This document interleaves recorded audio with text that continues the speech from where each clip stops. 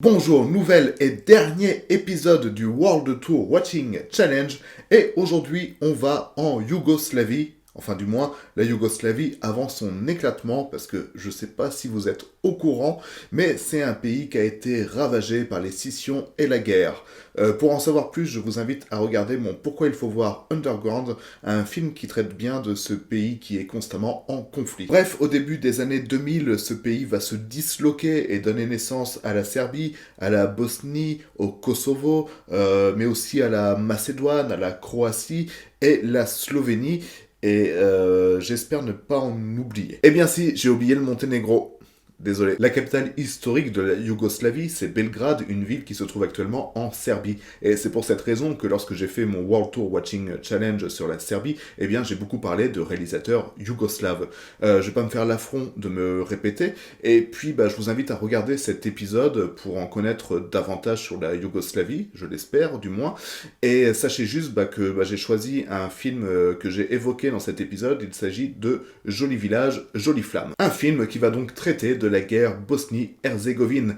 Alors, Maréchal Tito, nous voilà, c'est parti. Petit carton qui nous explique que le film est dédié à l'industrie cinématographique d'un pays qui n'existe plus. Avec cette petite phrase d'accroche, eh bien j'ai l'impression qu'on plonge directement dans cette sorte de nostalgie teintée de regrets qui sont assez propres au film yougoslave. Ensuite, en utilisant les codes du cinéma d'actualité, on apprend les nouvelles locales du 27 juin 1971 qui sont dédiées à l'inauguration du tunnel Fraternité Unité. Les images suivantes vous nous montrez l'inauguration de ce tunnel qui a pour but de relier toutes les régions fraternelles de cette grande et socialiste Yougoslavie. Après un super plan où l'on voit le passage entre images d'actualité et images, on va dire, cinématographiques, c'est-à-dire que l'on va passer d'un noir et blanc assez crasseux à une image beaucoup plus claire et surtout en couleur, eh bien un représentant de la politique yougoslave, un représentant de Tito en somme, va procéder à l'inauguration de ce tunnel. Pour ça, il va prendre une grande paire de ciseaux et va se mettre à couper le ruban. Sauf que il va pas couper le ruban, mais son doigt. Une belle métaphore qui nous montre dès le début du film, eh bien que ce tunnel ne va pas relier les peuples comme prévu, mais qu'il va plutôt servir à faire couler le sang. Et on ne se trompe pas parce que des années plus tard, en 1980, on revoit ce tunnel qui est délabré, qui est abandonné et totalement en friche. C'est un peu comme si tous les espoirs que cette Yougoslavie avait fondés, eh bien, n'existaient plus. On avance encore dans le temps, en 1994 cette fois, et on va voir un homme gravement blessé, presque inconscient, qui se fait transporter par les médecins à l'hôpital. Cet homme, c'est Milan, c'est le protagoniste du film, et on va suivre son histoire, ou plutôt une partie de son histoire au moment du conflit où il se retrouve enfermé dans ce tunnel Fraternité Unité. Il se retrouve enfermé avec son régiment après avoir été pris en tenaille et se retrouver embusqué par les forces bosniennes. Et quel film! Je suis super content que ce soit ce film qui clôture tous mes épisodes du World Tour Watching Challenge parce qu'il était vraiment excellent.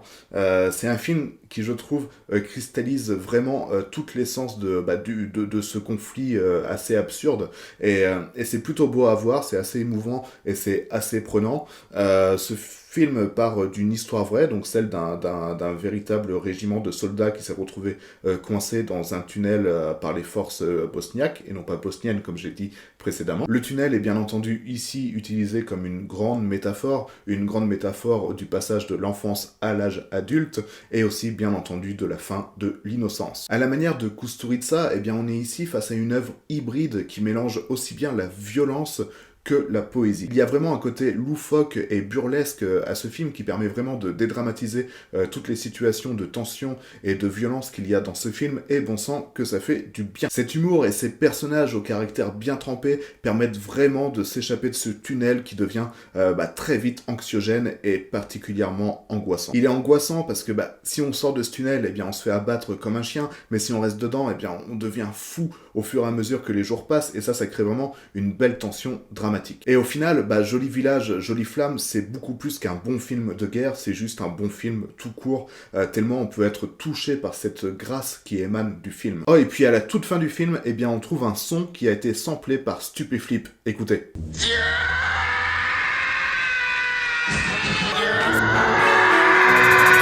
C'est pas la classe, ça?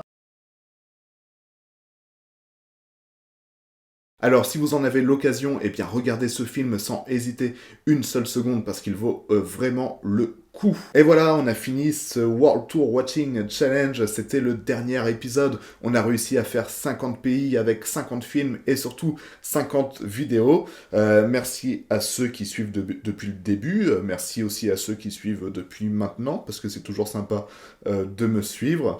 Et puis, bah, nous. Qu'est-ce qu'on va faire? Eh bien, on va continuer les pourquoi il faut voir, on va continuer les analyses, qui sont quand même le format de base de cette émission. Mais j'ai une petite idée en tête. Je pense que je vais sortir une vidéo à la fin de ce mois avec un nouveau format que je vais vous proposer. On va voir si ça vous plaît. Et d'ici là, eh bien, portez-vous bien, mettez des pouces bleus, lâchez des commentaires, abonnez-vous, etc., etc. Et quant à moi, je vous fais un bisou.